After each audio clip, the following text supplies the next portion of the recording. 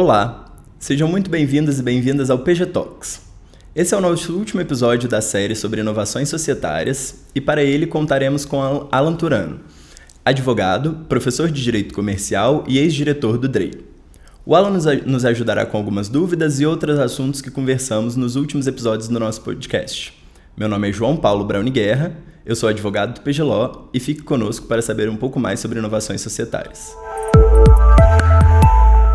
Antes de mais nada, Alan, queria agradecer novamente sua participação. É um prazer tê-lo aqui, uma alegria recebê-lo e conversar um pouco sobre os temas de inovação societária. Já o apresentei como advogado, professor de Direito Comercial e ex-diretor do DREI. E a gente gostaria de saber um pouco mais justamente sobre a sua experiência. Primeiro, antes de tudo, o que é o DREI e como foi sua experiência no órgão? Nossa, muito legal. João, muito obrigado pelo convite, em nome aqui do PG Law, de participar desse último episódio da série de inovação do PG Talks. Eu fico honrado com o convite e queria agradecer a oportunidade de poder dividir com vocês como foi essa experiência, as novidades que estão acompanhando aí o registro empresarial. Então, agradeço aqui a oportunidade, o convite, fiquei muito feliz quando recebi e agora a oportunidade de estar aqui com vocês. Vamos lá. Sobre o DREI, né? Tema central do que a gente vai conversar aqui agora e os temas correlatos do direito empresarial. O DREI é uma sigla que significa Departamento Nacional, apesar de não ter o N, Departamento Nacional de Registro Empresarial e Integração. O DREI ele faz parte de uma política de Estado, não de governo. Por que eu quero dizer isso? Porque o DREI existe desde 1960, quando tinha um outro nome chamado de Departamento Nacional de Registro do Comércio. Como o nome já pode mostrar, é um departamento que lida com as questões técnicas referentes à abertura de empresários e empreendedores em geral, sociedades empresárias. Desde 2013, ele adota essa nova nomenclatura e ele fica dentro da estrutura do governo federal. No passado, muito recente, inclusive durante a minha gestão, ele ficava dentro da estrutura do Ministério da Economia. Recentemente, em janeiro de 2023, o Ministério da Economia deixou de existir. Ele foi subdividido em 3 outros ministérios, Fazenda, Planejamento e o Ministério de Desenvolvimento, Indústria, Comércio e Serviços, o famoso MDIC. O DREI, então, está dentro dessa estrutura. Ele não é uma autarquia, ele não tem uma personalidade jurídica própria, ele é um órgão administrativo dentro da estrutura de um ministério. Só que, muito embora ele tenha essa questão administrativa que fica até suscetível a mudanças de governo, por ser uma política de Estado, ele tem previsões legais que conferem ao DREI competências legislativas muito nobres. Dentre elas, a de fiscalizar e orientar o funcionamento das juntas comerciais. Provavelmente quem está nos ouvindo aqui, seja contador, advogado, empreendedor em geral, já teve algum contato com a junta comercial. A gente tem uma em cada estado da federação. Aqui em São Paulo a gente tem a Junta Comercial do Estado de São Paulo, mais conhecida pela sigla JUSESP, que é o balcão de entrada para quem quer abrir um negócio. Então, se eu sou um empresário individual, ou se eu quero abrir uma limitada, quero abrir uma SA, até para futuramente ela ter o capital aberto, eu preciso passar pela junta comercial. Só que o Brasil ele é um país de tamanho continental e a gente tem as especificidades de cada estado, de cada município até. E aí, diante disso, a gente tem uma junta em cada estado e no Distrito Federal que acabam lidando com particularidades. E particularidades que envolvem, inclusive, o tipo de empreendimento que você tem em cada um desses estados. Então, você vai ter alguns setores da economia que vão ser mais focados em instituições financeiras, outros que vão ser focados em agronegócio, outros que vão ser focados em tecnologia. Isso acaba que essas particularidades do empresariado afetam também a rotina das juntas comerciais. Do ponto de vista administrativo, procedimento, processo interno, subdivisão administrativa, as juntas acabam tendo autonomia. Vocês vão ver que cada uma usa um sistema, algumas até compartilham um sistema eletrônico, mas elas têm autonomia administrativa. O que não dá é que elas têm autonomia técnica. Por quê? A legislação que cuida de empresas, se a gente for falar do Código Civil, da Lei das Sociedades por Ações, do Estatuto da Microempresa, da Empresa de Pequeno Porte, que é a Lei Complementar 123, do Marco Legal das Startups, Lei Complementar 182, são todas leis federais. Então, a gente não tem como ter uma interpretação de uma lei federal diferente em cada estado. Aí entra o DREI. Então eu fiz essa construção toda para poder dividir com vocês a principal função do DREI, que é a função de orientar tecnicamente e, claro, fiscalizar também a atuação das juntas comerciais. Então eu sou advogado de formação, professor também, sempre atuei na iniciativa privada, mas eu brinco que eu era sócio de um escritório no Rio de Janeiro mas eu brinco que há determinadas oportunidades, assim, que elas passam na gente como um cavalo já selado, que você só tem que subir e continuar cavalgando. E a oportunidade para o DREI apareceu em função de um processo seletivo público conduzido pela ENAP, a Escola Nacional de Administração Pública, em agosto de 2022. Eu participei desse processo, 400 candidatos, fui selecionado e tive a minha oportunidade em novembro de participar da transição de governo à frente do departamento. Então foi um breve período no departamento, 2 meses, mas que muita coisa aconteceu. Confesso que eu acho que eu nunca trabalhei tanto na minha vida quanto nesses 2 meses. E eu acho legal que até a proposta do podcast aqui do PG Talks, do PG Law, é justamente falar sobre os temas que foram muito, muito vividos nesses 2 meses à frente do DREI, com algumas instruções normativas importantes. Então acho que a gente vai ter aí um bom papo pela frente. Exato. E a ideia é justamente conversar um pouco sobre publicações e sobre assembleias, que foram 2 temas que tanto no último ano quanto nos últimos anos foram muito balançados por novas instruções normativas do DREI. Então, acho que antes da gente entrar um pouco nesses temas, só entender também como foi a sua experiência, quais eram os seus maiores desafios e como você acha que conseguiu passar por eles. Ótimo, acho que esse é um ponto importantíssimo. O DREI teve uma gestão anterior à minha, que é a gestão que foi capitaneada pelo professor André Santa Cruz, que é conhecido aí como ser um dos best-sellers de livros de direito empresarial. Ele tem um curso de direito empresarial que é talvez o livro mais lido atualmente, concorrendo até com o do professor Fábio Ulloa, que é outra sumidade também na doutrina brasileira, e o André assumiu à frente do departamento. E ele teve a gestão, e eu falo isso publicamente com muito orgulho, a melhor gestão da história do DREI. Então já chega para mim um desafio de manter o alto nível, mas ao mesmo tempo um trabalho facilitado, porque boa parte do que precisava ser feito já havia sido feito. Eu vou dar um exemplo para vocês, que é a Instrução Normativa número 81 de 2020, que foi responsável por um verdadeiro revisaço. Ela revogou mais de 50 outras instruções normativas do DREI, consolidou num documento só, o que é uma vantagem de custo, de acompanhamento normativo, de simplificação para o empresário, e modernizou. Então, eu chego no DREI com um trabalho muito bem feito para dar continuidade. E aí eu vejo a seguinte situação. O DREI nunca antes teve um advogado privado de formação que tenha saído efetivamente de escritório de advocacia na direção do DREI. Então eu falei, eu tenho que levar a minha visão e a minha experiência como advogado e as dores dos meus clientes e de outros clientes com os quais eu já tive contato para o departamento. Então eu entro no departamento com uma proposta muito clara. Eu preciso ouvir o mercado, eu preciso ouvir os contadores, os advogados, os empreendedores gerais e, uma analogia que eu gosto de brincar, assim, apertar parafuso. Eu não estava ali para reinventar as coisas, para escrever, por exemplo, um normativo com meu nome que, caramba, olha só ele mudando tudo. Não, era simplesmente melhorar o que já estava. Então, o primeiro desafio que eu tive foi, minha atuação no DREI não tem que ser uma atuação de mudança, exceto se eu me deparar com um caso que necessite uma mudança muito grande, mas ela tem que ser de aprimoramento. Então, esse foi o primeiro ponto de partida. O segundo ponto é, eu precisava de um mecanismo para que os empreendedores, contadores, quem lida com a junta comercial fosse ouvido efetivamente. Então a primeira medida que eu criei foi um canal chamado Proponha ao DREI. Qual é a lógica do Proponha ao DREI? Ele começou de uma maneira muito rudimentar, tá?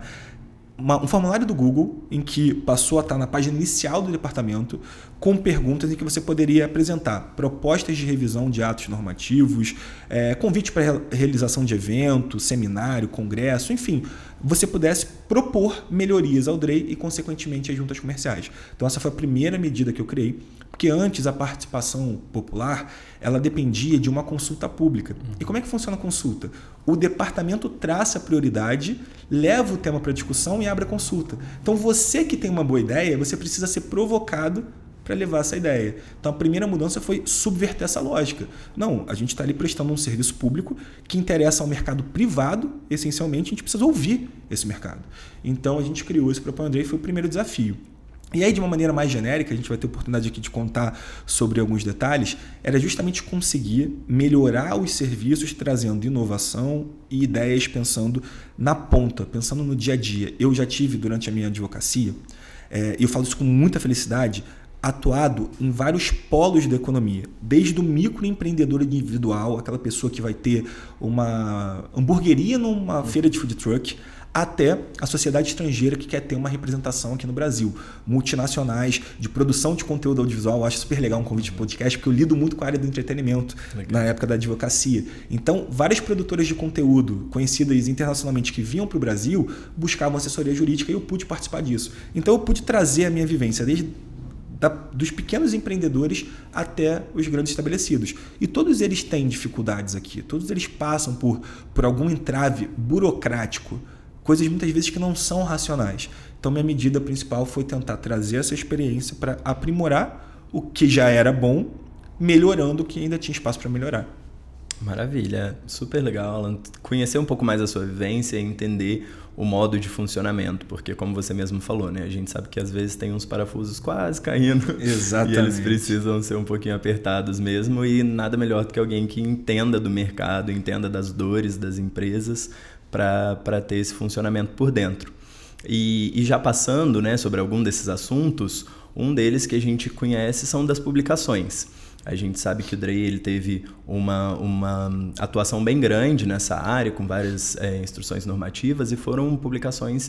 O tema das publicações mudou bastante nos últimos anos. Primeiro, eu imagino que você tenha visto essa mudança de fora, depois de dentro. E como é que foi essa mudança para você? Você acha que as empresas já estavam preparadas? Você acha que veio de forma tardia? Como que você tem acompanhado? Muito bom. Esse tema das publicações é um tema que movimentou muito o mercado, né? Porque a gente teve uma sequência de atos normativos legais, desde medidas provisórias até efetivamente leis, mexendo no assunto. Então você teve em 2019, por exemplo, uma MP tratando do assunto que depois não foi convertido em lei. Depois você teve em 2021 o Marco Legal das Startups fazendo uma alteração. Então assim, esse é um tema muito rico. Qual é o papel do Drey? Enquanto órgão dentro do governo federal, era de editar atos normativos regulamentando a lei naquilo que fosse necessário regulamentar. Então, o ponto é, boa parte desse trabalho já estava feito quando eu cheguei e numa questão bastante interessante. O Marco Legal das Startups ele trouxe um avanço que, na minha visão, é muito positivo para boa parte das companhias brasileiras. Basicamente, ele alterou a lei das SA. Então, veja, é uma lei que tem a alcunha de startup, mas que beneficia qualquer companhia, seja startup ou não, dizendo que aquelas que têm uma receita bruta anual de até 78 milhões de reais estariam dispensadas de fazer a publicação na forma da regra geral da lei das SA. E aí é bom a gente construir isso para a gente pensar o seguinte. A forma da lei de 76 era que as publicações precisassem ser feitas no Diário Oficial do Estado, onde a companhia tem sede, e em outro jornal de grande circulação. Qual é o ponto disso? Tá? Se a gente remonta para 76, a gente pensa nos meios de comunicação, a gente vai estar falando de meios de comunicação em massa. Rádio, televisão, imprensa escrita. Se eu quero dar publicidade a uma demonstração financeira, não dá para eu fazer isso por meio da rádio. Não tem como ter um locutor lendo ali os números de um balanço. Pode até ser que tenha um programa que comente essas demonstrações, mas não efetivamente para dar o conhecimento. Na TV, eu até teria a possibilidade disso também, mas a TV ela transmite e você não tem um registro daquilo depois, a menos que você grave o conteúdo. Então, ela também não dá segurança. A imprensa escrita acaba sendo o melhor meio de comunicação para você ter essa divulgação. Só que nada se faz de graça. Para você publicar tanto no Diário Oficial quanto em um jornal, você precisa pagar. E aí, muitos dos que estão nos acompanhando talvez já lidaram com isso. Mas é um pagamento que você leva em conta espaço de diagramação, caractere, tudo isso. E você vai contando por cada letrinha. E é um serviço que não dá para dizer que é caro, porque tudo na vida você tem o seu custo para você fazer. Mas é um serviço de pouco valor agregado. Por quê? Porque, vamos ser sinceros, a imprensa oficial e a publicidade legal, elas são fundamentais para a segurança, não tem a menor dúvida disso. Mas na realidade elas não informam. Porque quantos de nós efetivamente pegam um jornal nas últimas páginas para ler as letrinhas miudinhas da ata de assembleia de convocação de uma AGE, de uma companhia aberta, ou os números do balanço patrimonial de alguma companhia? Assim, a publicidade disso é ficta. Mas quando a gente volta para 76, isso faz muito sentido. Em 2023, isso faz muito pouco sentido. O sentido que existe hoje, e durante o Drey eu ouvi muito o outro lado, tem uma instituição que faz um trabalho fenomenal chamada Abra Legal, uma associação, por natureza sem fins lucrativos, que faz um trabalho de defesa da imprensa. E eles mostraram muito a importância de você ter a publicidade legal como um mecanismo de segurança. Porque uma vez que você coloca no jornal, para você mudar aquilo, você precisa fazer uma retificação. Mas aquele papel impresso, ele está lá para sempre. E com mecanismos de microfilmagem, por exemplo, que tornam ele de fato para sempre. O que você coloca na internet, nem sempre. Eu posso mudar, por exemplo, alguma coisa que eu hospedei na minha página. A gente pode até discutir sobre inovação usando tecnologia blockchain, por exemplo, para garantir essa confiabilidade. Mas hoje o que há difundido tem esses entraves de segurança que a publicidade legal tradicional não tem. Então, assim, são duas faces de uma mesma moeda. Mas um lado que eu acho que é muito positivo e não dá para negar é a economia que as transformações legais que ocorreram nos últimos anos proporcionaram. Que economia é essa? Estava falando das startups, do marco legal. A lei falou que qualquer companhia, seja startup ou não, que tem uma receita bruta anual de até 78 milhões, está dispensado de publicar no jornal e no Diário Oficial. Ela passa a poder fazer isso por meio da Central de Balanços do SPED, que é um repositório público gratuito em que você faz o upload de maneira digital de uma companhia. Então, assim, você deixa de ter o custo e você dá publicidade real, porque ao invés de ficar caçando o jornal para saber onde foi publicado, eu entro lá no SPED, coloco o CNPJ e acho as demonstrações financeiras. Então essa foi uma baita vantagem que veio pela legislação. O DREI precisou regulamentar isso. O que teve de atualização assim recente? Essa regulamentação do DREI, na realidade, veio via Ministério da Economia por meio de uma portaria que disse o seguinte: essa publicação de forma eletrônica, a lei só falava forma eletrônica, não dizia como. O Ministério da Economia disse, vai ser no SPED e vai ser também no site da companhia. Aí começou os problemas lá no DREI. Ah, minha empresa não tem site. A gente para e pensa assim, que louco, uma empresa que às vezes está lá faturando alguns milhões, não vai ter um site, mas essa é a realidade. E não tem nenhuma lei dizendo que você é obrigado a ter. Se não tem nenhuma lei dizendo que você é obrigado a ter um site, por que a gente, do ponto de vista infralegal, vai obrigar isso? Então, numa interação com o DREI, essa portaria do Ministério da Economia foi alterada para suprimir essa obrigação do site. Então, hoje, colocando em resumo, qual é o quadro normativo hoje? A lei das SA, ela acabou com a publicação obrigatória em diário oficial e manteve só em jornal de grande circulação. Então, a lei das SA por si só já evoluiu frente ao cenário de 76. Além disso, ela permitiu que as companhias que têm receita bruta anual de até 78 milhões de reais possam optar, ou seja, uma faculdade, por fazer isso de forma eletrônica. Como essa forma eletrônica? Até a minha entrada no DREI era no site e no SPED. Depois da minha entrada, em função de uma medida do Ministério da Economia, com o apoio do DREI, suprime a questão do site e mantém só no SPED. Então a gente teve um baita avanço com relação a essa questão das publicações.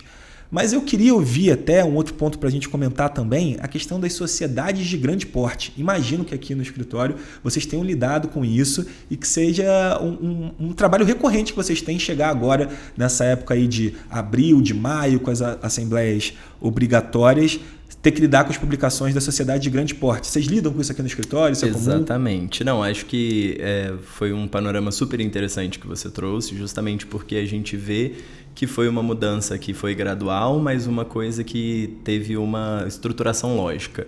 E agora a gente chegou nesse momento com essa grande inovação, com essa grande de forma eficaz. E foi muito interessante justamente ter trazido também a sua experiência que estava lá quando deixou de ser obrigatória essa publicação nos sites.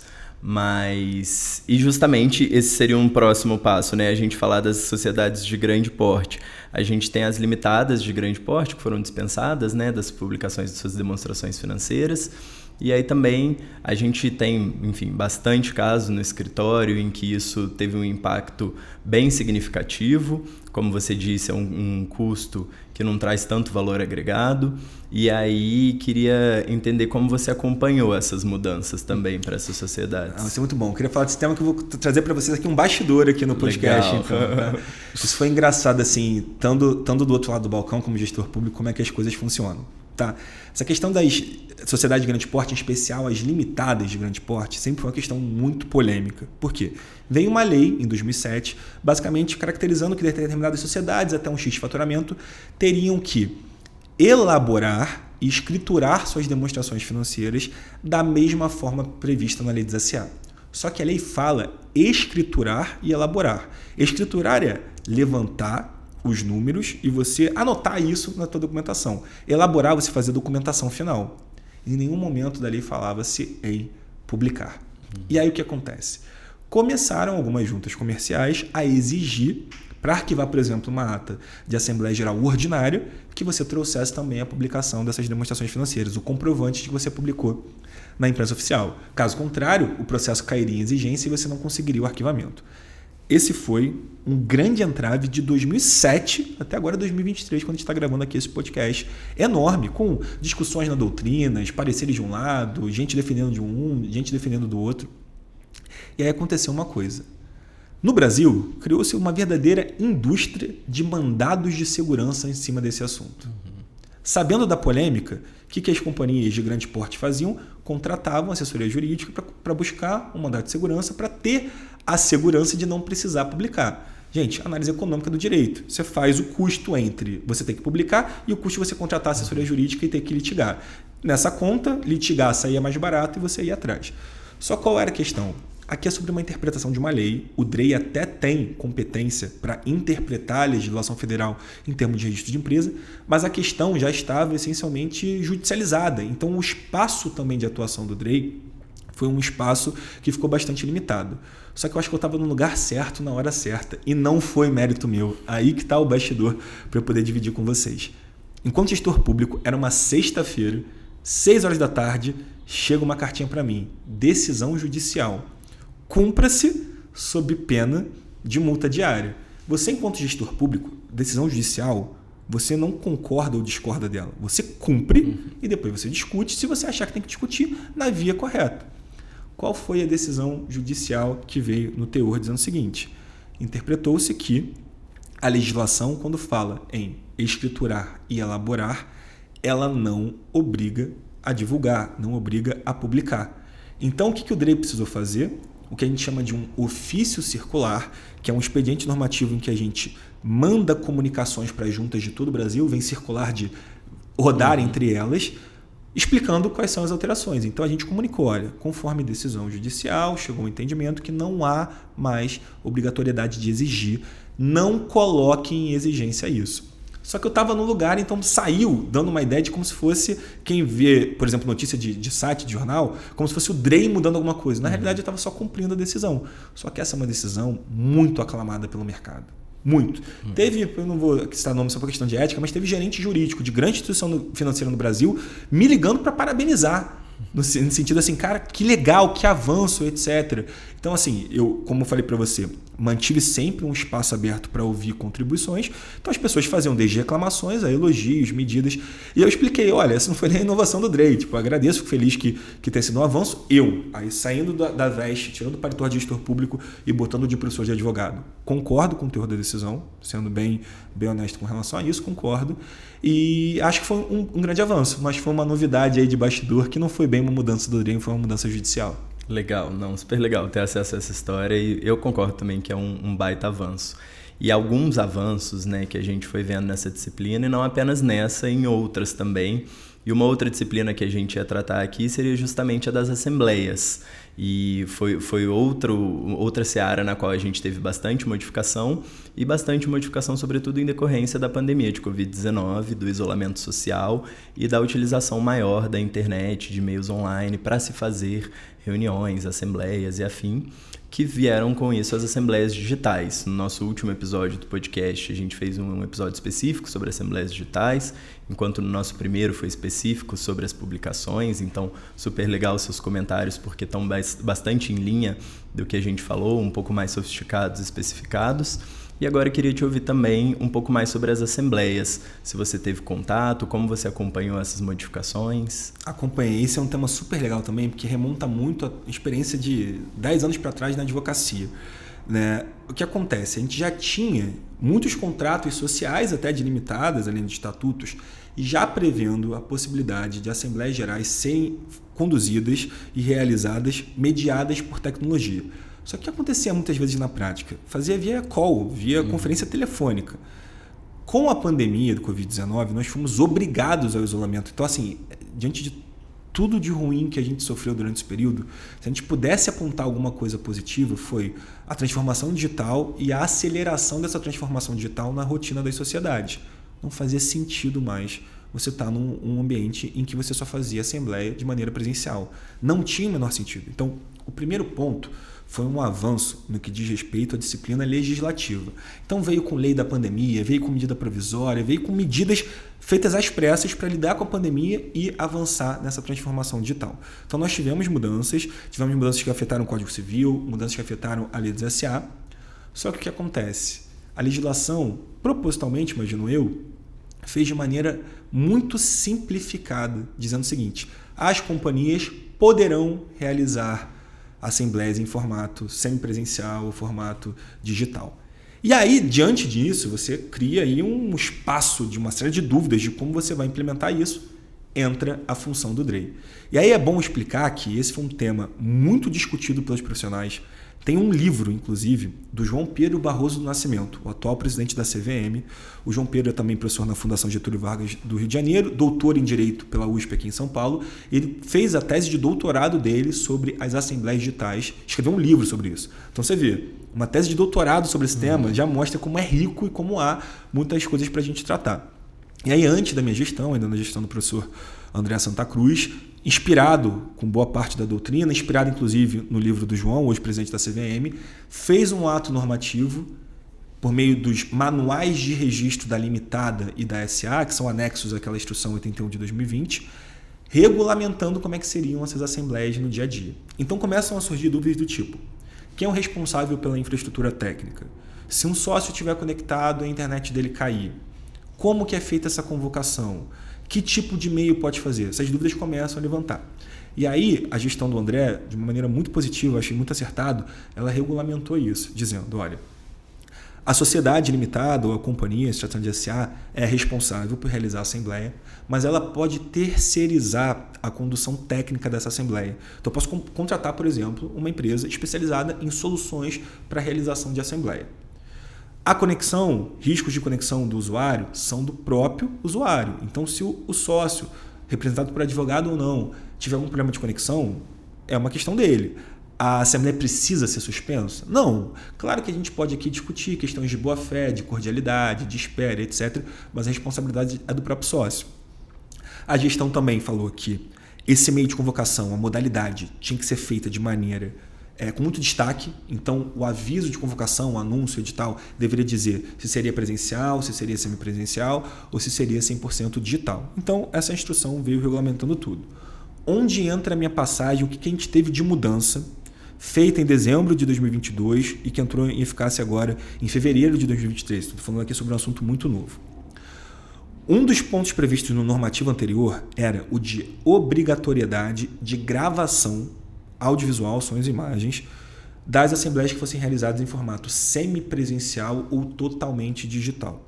Então, se eu for contratar uma plataforma como o Zoom Meetings, o Teams ou qualquer outra empresa famosa por isso, mesmo sem ter um prestador de serviço por trás além dele, só a tecnologia, e realizar, eu preciso gravar.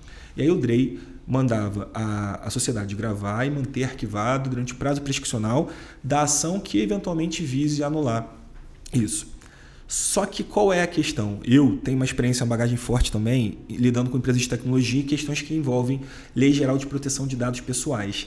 E aí entra um cenário a nível de privacidade para a gente refletir. As assembleias são foros privados, as assembleias não são foros públicos. Quem participa da assembleia são os sócios ou os acionistas. Eles até podem convidar terceiros para participar, um auditor, algum avaliador ou qualquer outra pessoa que possa contribuir para a assembleia, mas ela é um foro privado. E nunca houve obrigação legal para que as assembleias presenciais fossem gravadas. Então, quando vem uma norma infralegal que obriga a semipresencial e a digital a ser gravada, isso está em dissonância com o modelo clássico e o modelo que continua sendo exigido da presencial, porque você não tem uma obrigação infralegal de gravar presencial. Então eu me deparei com essa questão a nível de privacidade, eu achei uma questão sensível, inclusive por a minha bagagem lidando com contencioso societário. Há situações em que você está ali discutindo questões comerciais, questões sensíveis, e gravar essas discussões coloca em risco a própria sociedade. E aí eu não estou nem mais falando de LGPD, que fala de dados de pessoas naturais. Eu estou falando, às vezes, sobre propriedade industrial, LPI, que fala sobre sigilo comercial e industrial. E aí qual foi o ponto? A gente seguiu nesse normativo adicionando, aí pega um pouco do início da nossa conversa, eu não queria fazer mudanças bruscas, eu queria adicionar, deixando o seguinte, vamos seguir o que fala a nossa legislação federal a nível de direito de imagem e proteção de dados pessoais.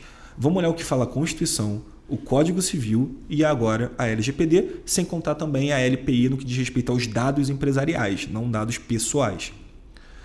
A gravação, ela precisa ser consentida. No sentido de, primeiro ponto, eu preciso avisar que eu estou gravando. Então, antes de consentido, eu queria até reformular aqui, a gravação precisa ser informada. Mais ou menos quando a gente liga, por exemplo, para alguma empresa de telecomunicações que eles falam, para a sua segurança, essa ligação estará sendo gravada, a mesma lógica se aplica para uma assembleia.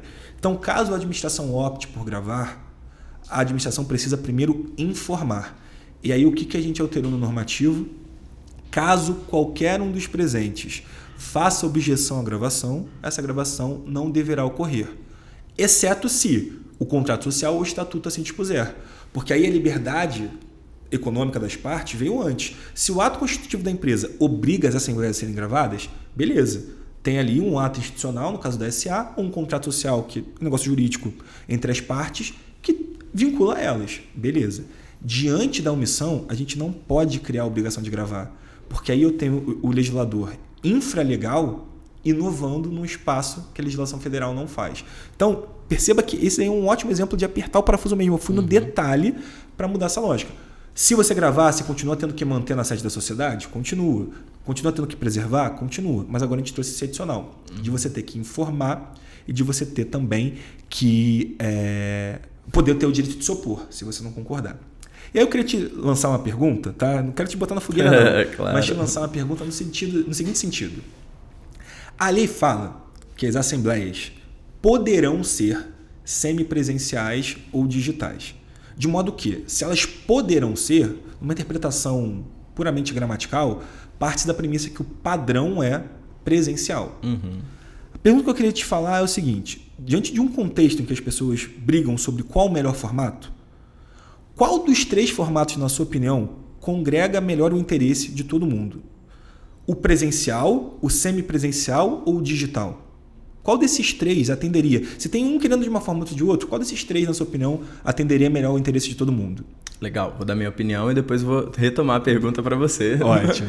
Porque, na minha opinião, acho que o semipresencial ele consegue abarcar bastante, porque, enfim, a gente pode ter membros da sociedade que estão fora do Brasil, eventualmente com uma representação aqui, em determinado momento, pessoas que não se sintam à vontade em estar em uma assembleia ou uma reunião presencial. Então, acho que esse formato ele consegue agregar bastante as vontades, mas queria ouvir também qual formato você acha mais interessante. Ufa, não te coloquei na fogueira. Concordo 100% com você. 100% com você. E aí a gente precisa olhar novamente para a realidade de mercado. E o comentário que você fez é um comentário muito claro para isso. Fala-se muito lá fora, aqui no Brasil também, mas ainda mais lá fora, num conceito de serial entrepreneur. Ou seja, os empreendedores em série. Então há pessoas que investem em série em uma série de sociedades. Se a gente for falar em fundos de participação, então, a vivência, a razão de existir é participar em várias. Então repare, eu posso estar investindo numa sociedade no interior de Minas Gerais, outra no interior de Pernambuco, outra no interior do Rio Grande do Sul. Exigir que numa assembleia eu precise me deslocar para fazer isso de forma presencial não faz o menor sentido. É evidente que há algumas razões por você preferir uma assembleia presencial.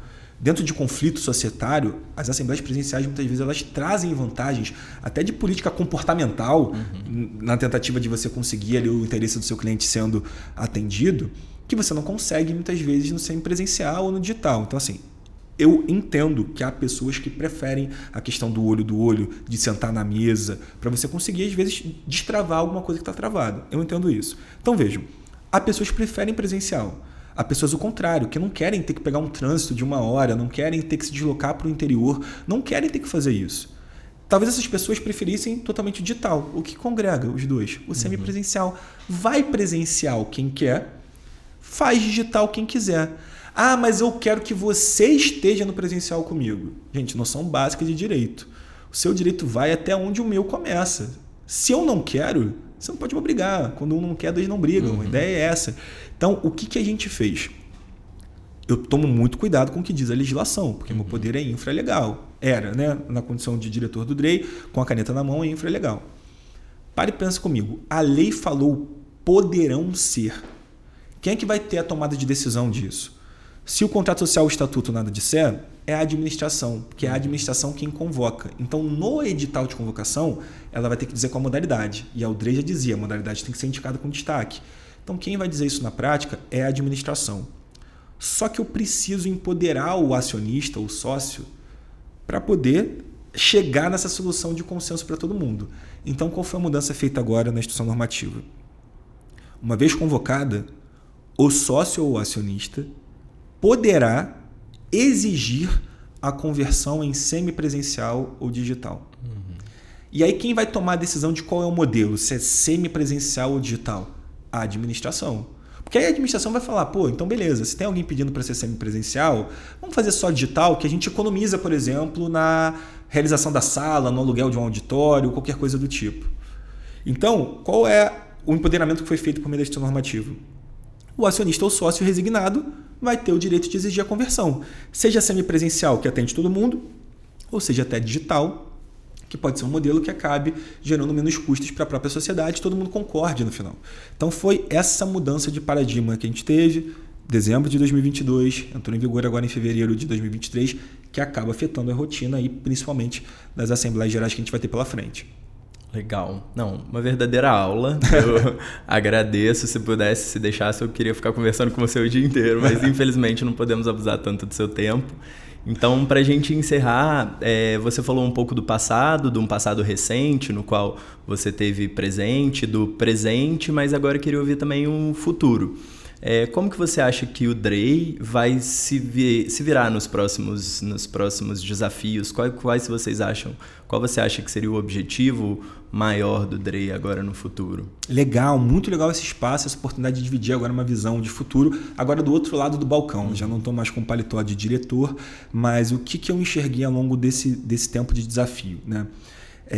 Nesses 2 meses, querendo ouvir muito o mercado, eu fiz também muitas viagens presenciais. Eu fui em todas as regiões do país e especificamente em 7 estados fazendo o que a gente chama de visitas técnicas, que são visitas in loco para saber como é que funcionam as juntas comerciais. Primeiro ponto que é fundamental, uma integração maior entre os corpos, não os corpos políticos das juntas, presidências e vice-presidentes, mas os corpos técnicos, entre os servidores públicos, entre os agentes que estão ali alocados no corpo jurídico, enfim, quem toca o dia a dia mesmo, técnico, procedimental, precisa estar conectado. E já há iniciativas louváveis para isso, tá? De integração entre procuradores das juntas, entre servidores. Inclusive, recentemente, agora em fevereiro, teve um encontro entre procuradores na Junta Comercial do Rio de Janeiro, levando gente aqui de São Paulo, de vários outros estados. Então, essa integração é fundamental. Mas tem um outro ponto que é importante. É natural que dentro de uma instituição, como uma junta comercial, em que você tem servidores que estão lá 10, 15, 20, 30 anos, que pegaram várias transformações, você fique, às vezes, assim, motivado a continuar fazendo o que você já faz.